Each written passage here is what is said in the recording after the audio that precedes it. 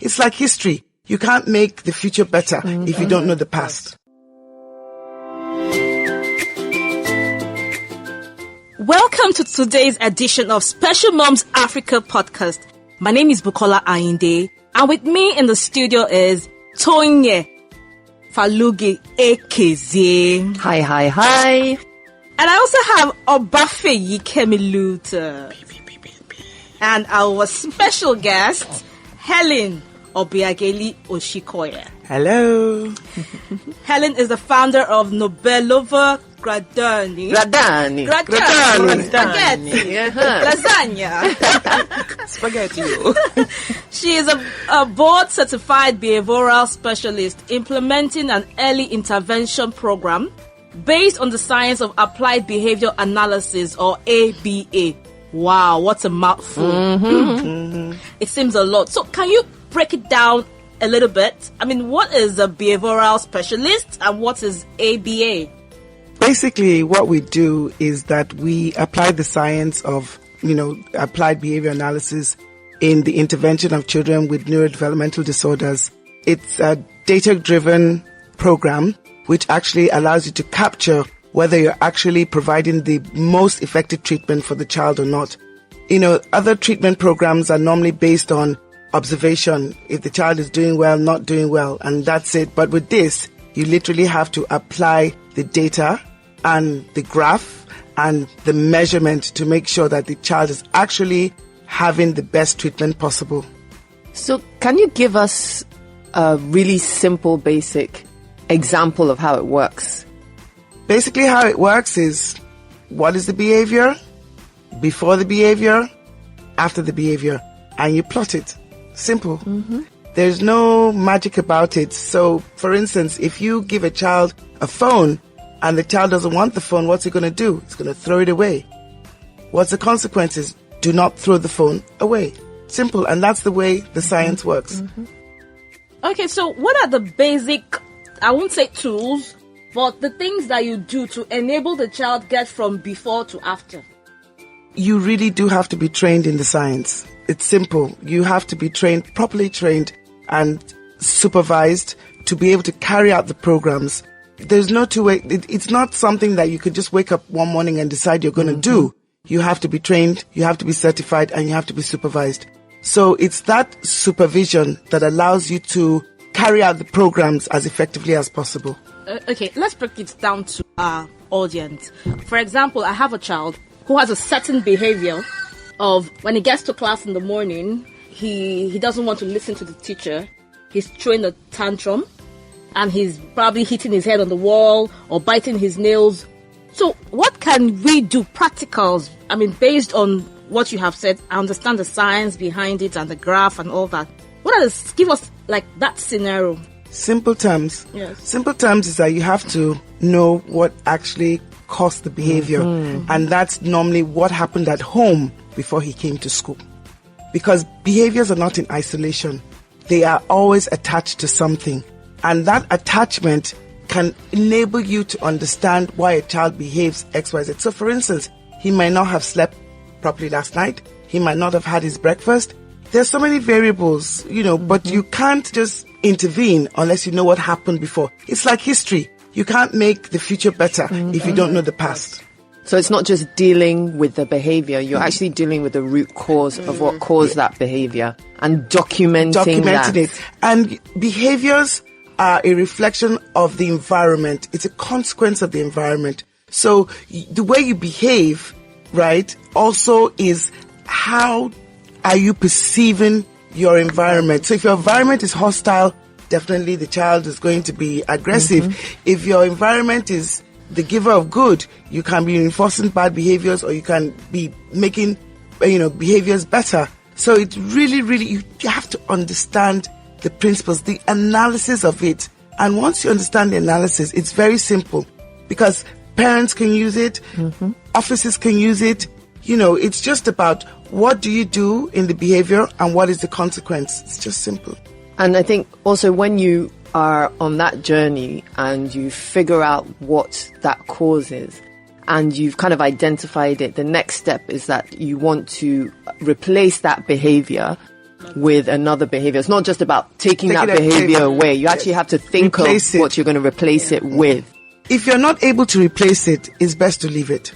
Wow. And that's why the challenge is that you have uncertified people doing ABA. So what they do is that they take the behavior away, and then there's a void, and then the child becomes worse. Anything can enter that void. Exactly. Wow. Okay, this scenario that I've just painted in a classroom, and there's a boy hitting his head, is making noise. How, is it feasible for that child to remain in that classroom and practice inclusive education or in the mainstream school? That question is, I think it's double-edged in the sense that a child behaving like that is not going to behave like that every day. So are you going to deprive the child of education because he had a bad day?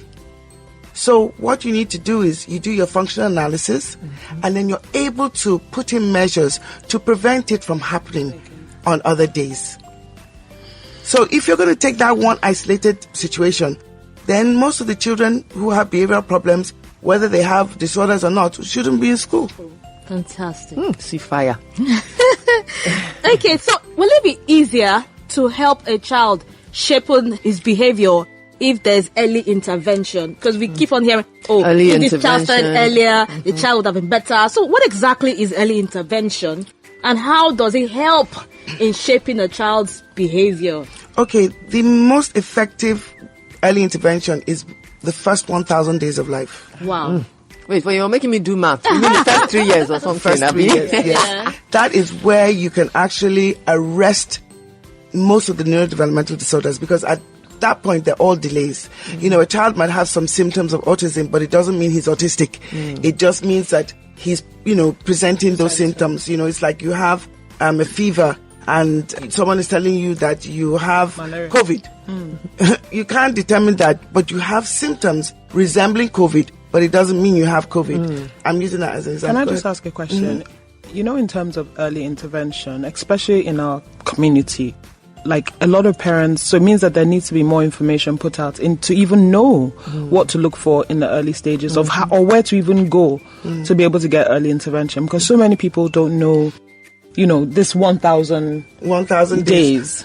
Yes, that's the first time I'm hearing the 1,000 days. But you see, the challenge we have is multidimensional in the sense that hospitals should be the people driving this. Don't even get me I was just about to say, driving this. Hospitals should be driving it. For the moment the child is born, the child has an Apgar score. If the Apgar score is low, you know that the child is going to have a delay. Hallelujah. So why are we waiting? Those children who don't transition properly, their chances of having a delay are 90%. So what are we waiting for? It's the hospital. Yeah. I've had discussions in the past discussing about the medical community and the part that they have to play in, the general well-being and health of children who might not have a special need or diagnosis, but may even just present some of these symptoms, some of these delays, just because some children are just like that.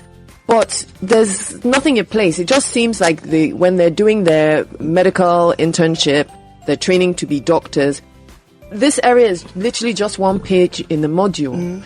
And with the population that we have and the number of children we have, more attention needs to be put in training the medical community. And that's just not doctors, nurses and other medical assistants to understand, to be able to see these things, to identify, to pay attention to these checklists. And realize it is not that difficult to be communicating people who are coming to you anyway. So it's just something that you say, when you identify this, the next step, the protocol to take, whether it's handing them, the developmental checklists, which should have been done from the beginning anyway, but other checklists and things to be looking out for, resources of where to find, who to find, what to do. In my eye, it just doesn't seem like that much extra work when you already have that captured audience that's coming for you for appointments and things already. Well, for me, the experience that I've had in the past is the nurses kind of killed that dream for us in the sense that, they'll be telling the parents, these people, they've come again, they'll tell your child this. But you see, I look at it in the sense that the moment the child is born, there's a score. There is. There's a transition score. It's not my portion. That's the Nigerian will. But the score is there. My child is fine, and let's go and do the naming ceremony. No. But the Helen score is is not fact. talking about the parent. We're Helen talking about hospital. the health practitioners. The scores are facts. The score is like ABA. Yeah. The child transitioned at 4/10. What does that say to you? The child didn't transition properly. And if the child doesn't transition properly, early intervention should start the next day. That's the truth. You know, in going into what Bukola said, I think it's just like a visual. A child is born.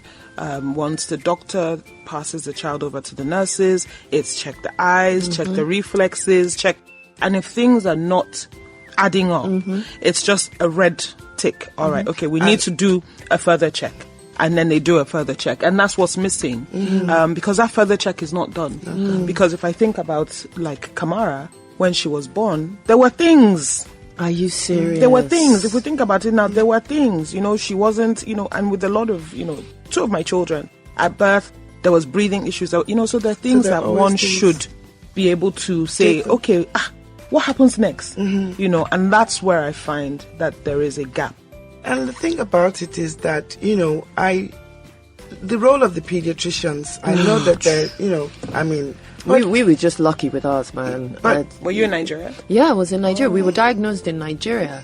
And I always say that, you know, this is something we have discussed, Bukola and I and Yemisi have discussed, is that the manner in which you get that diagnosis really sets the path for this journey. And we were just blessed to have a pediatrician who was just like, it's not the end of the world. This is what you do. And she literally just gave us a list and said, this is what you do. This is why you do it. You can't waste time. Look, she's a wonderful child. You know, get on it. So that was our immediate attitude. You know, immediately you want to be like, well, it's me. Oh, why now? But she didn't allow that.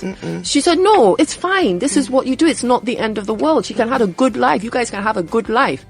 So if that was the narrative that was told to more parents when they received the diagnosis, I really think things would be different. And some of these things I'm saying just appear so simple. It's just a mind shift that needs a paradigm shift to happen. But you see, the thing about it is that, like in the area of autism, we have so many people who are not qualified to diagnose autism. So what happens is that you give the child a proper diagnosis and then they go to XYZ, and XY says, oh, but she's seeing you, she's doing this, she's doing that, oh, don't mind them. You see, the point is that if you have to come and see somebody in the first place, there are delays there. Something. Why don't you just address those delays? Why are you bothered about the diagnosis? But I think a lot of people, because the information is not readily available for many people. I mean, for us, it was in England.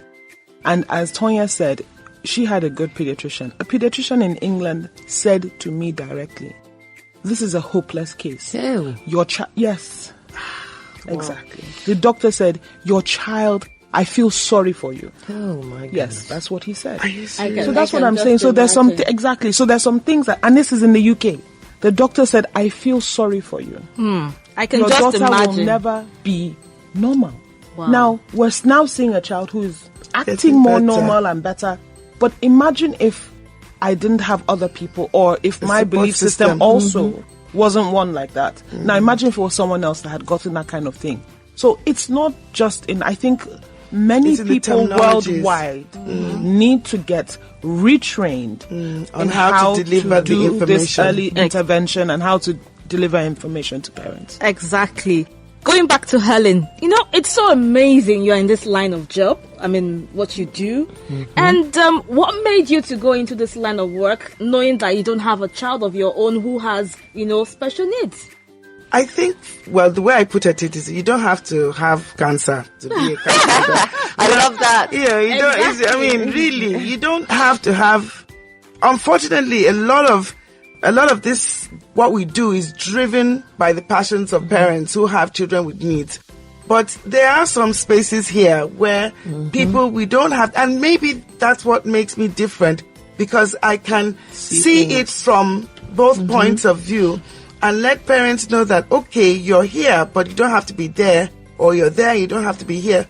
And when I see a parent whose child is actually suffering because of the parents' denial, I feel very bad, and it's not about you.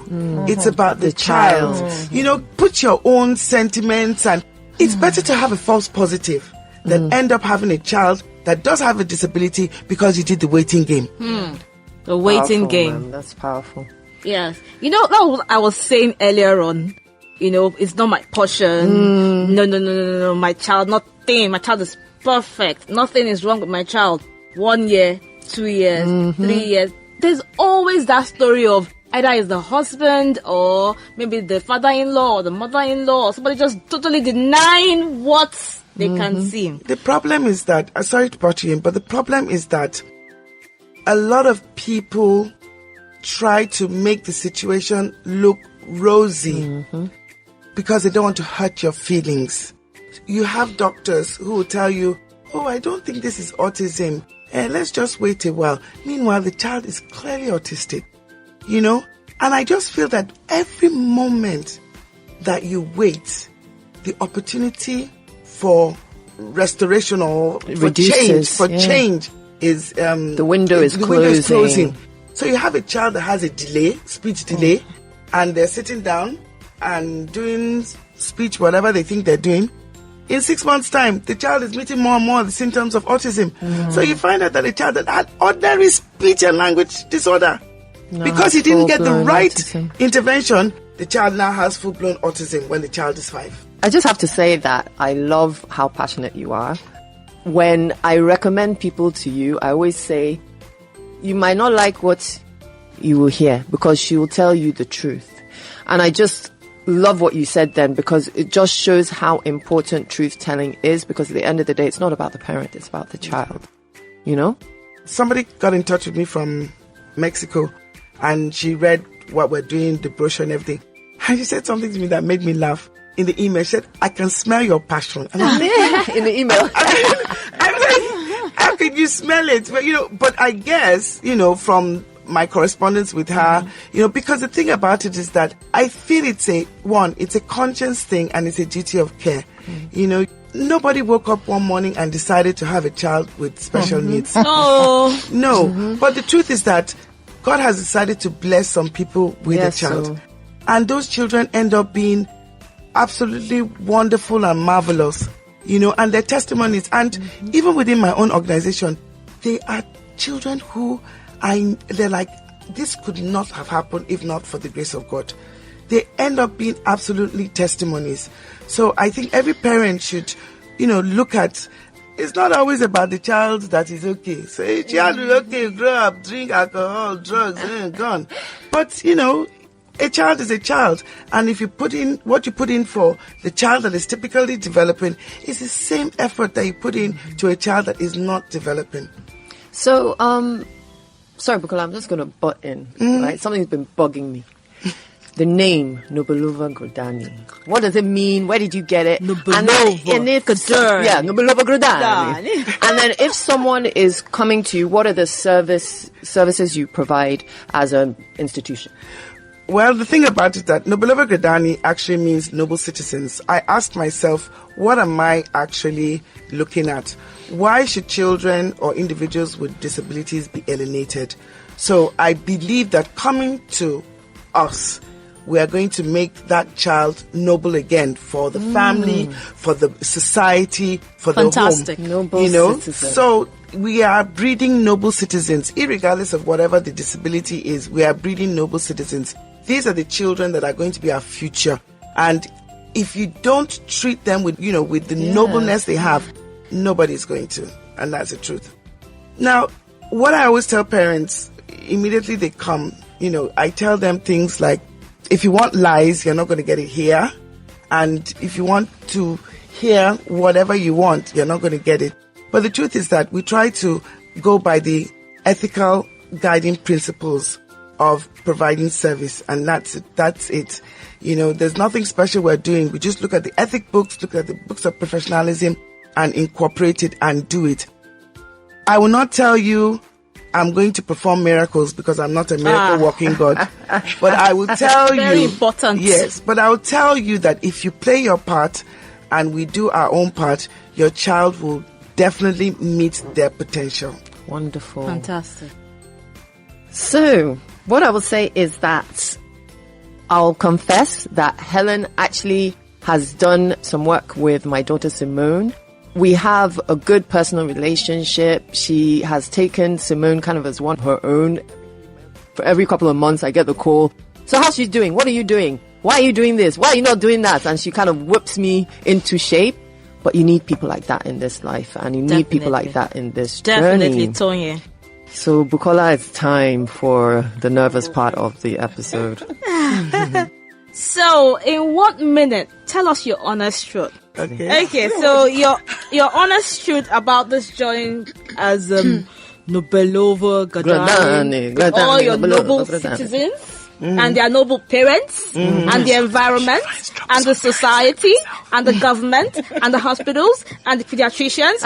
I'm listing all stakeholders here. Please. Tell us your honest truth, something you only whispered to yourself as you're lying down on your bed at night. You're thinking, oh God, why did I even get into this business in the first place? Tell us. The honest truth is that I'm actually afraid that I will not maximize my dream.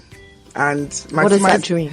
To make sure that every child with a disability has an opportunity in life. I mean, bless you. it's something that, when I started, it was very difficult. Oh, you're not going to do it. Everything was negative, but I've now been able to get control of friends and family. Now I'm trying to get control of government, and everybody's like, you're wasting your time. You're not wasting your time. But I tell, on church on Sunday, we had this service, and the service says, don't allow your dream to die, and don't surround yourself with dream killers. So that's, for me, I'm afraid, but I do know that I don't have to be afraid, because if I do surround myself with people that don't kill my dream, etc., I'll get to where I'm going. It's not easy having a child with needs. The financial burden, You the can say that psychological, again. and Oh, yeah. yes. And you see, I think it needs somebody who doesn't have a child to appreciate all the parents that do. Because if you're with the child with needs, what happens is that you think the whole world, has come to an end. But if somebody that doesn't have comes into your world and embraces you and accepts your situation, I think it makes a whole lot of, a whole deal. And, you try your best to, handle the two together. I wish I could be closer to some parents than others, but I also have to look at not every parent is as accommodating as others. So you just have to take every parent for what they are and make sure that, you're supportive all the time. But I will let you know that with us coming into the industry, schools every day are calling, asking for partnership and support. Wonderful. Because there are so many children in the school that are actually going through a lot of this. I'll just throw one thing in. 20 years ago, nature had the way of expelling children who were not the fittest, they're not the survivors of the race. Now we have children being born 22 months, 24 months, and we're like, yay, they survived, they survived. But I always want us to remember that in their survival, we must expect a long journey of development. And that's where all of us should come together. And when you see a child born at 24 months, you should be brave enough to tell the parents, make sure you have your child developmentally checked all the time so that the child will meet their potential. If someone told me that, I don't think I'll be angry. At 24 weeks. At 24 weeks. So we all have to put our hands together and support the whole society as a whole, and please, more particularly parents with needs. Wow. Thank you so much, Helen, for coming today. I've actually listened to you and I've realized that you've spoken from a different angle to what I've been used to. And it's a pleasure to have you come, and we hope to have you over and over and over again. Yes, please. Right, yes, please. There's some topics that we might need her into the studio to fire up. Yes. So thank you, our dear listeners, for being with us today at Special Moms Africa podcast. And we hope to see you next time. Before we go today, I've been your host, Bukola Ayinde. And you can find me on talktobukolaayinde@gmail.com. Tonye, my Instagram at btayinde. You have to remember. And I've been Toya Falogi Ekezie. You can find me on major social media, IG, Facebook, Twitter, at Simone's Oasis, and also at Tonye_F. And I'm Obafe Kemi Luther, and you can find me at Obafe_Luther on all social media and Wild Fresh Kitchen as well. Helen? Yes, you can find us at Nobelova Loves Me Instagram and Nobelova Gradani Facebook and LinkedIn. Fantastic. Thank you once again, our dear listeners, and we hope to see you next time on Special Moms Africa podcast. Bye.